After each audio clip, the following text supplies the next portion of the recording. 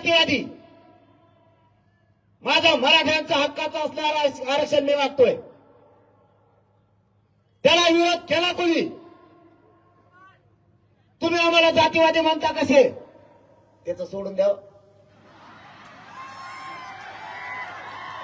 नादी लागल्यावर तसंच होत असतं. कारण मी एकदा मागा लागलो ना, दुमता तिमता करूस तर खाली टेकूस तर माग हटत नाही.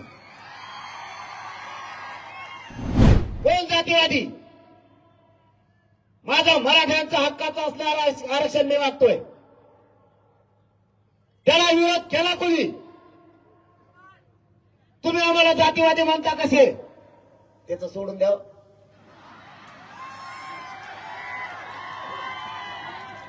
तेव्हा पुढे हल्लाच न राहिला, दिसला नाही तुम्हाला?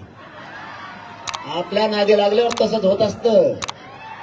कारण मी एकदा मागा लागलो ना, दुमता तिमता करूस तर खाली टेकूस तर माग हटत नाही. म्हणूनच बाकीच्याला सांगतो, जातीच्या जीवावरती माझ्या मराठ्यावर अन्याय करू नका. तुम्हाला राजकारणातून कायम संपविल मी आणि माझा मराठा समाज होता.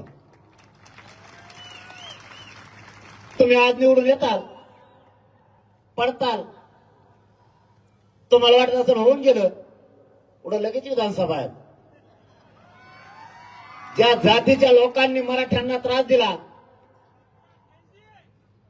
तिथे वेळे प्रसंगी उमेदवार देणार नाहीत, पण तुला पाडल्याशिवाय मराठी माग हटणार नाही.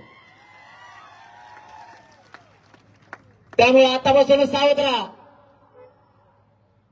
आणि होणारा जातीवाद बंद करायच्या कामाला लागा.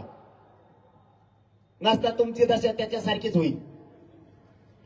तो एकीकडे कांदे सध्या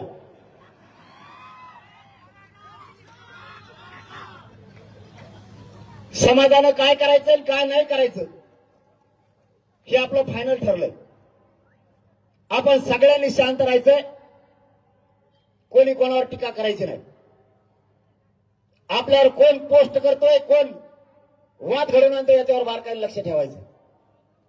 आणि आता निकाल लागल्याच्या नंतर कोणाचा जय जयकार करायचा नाही, पडणाराचा नाही आणि निवडून आलेल्याचा नाही.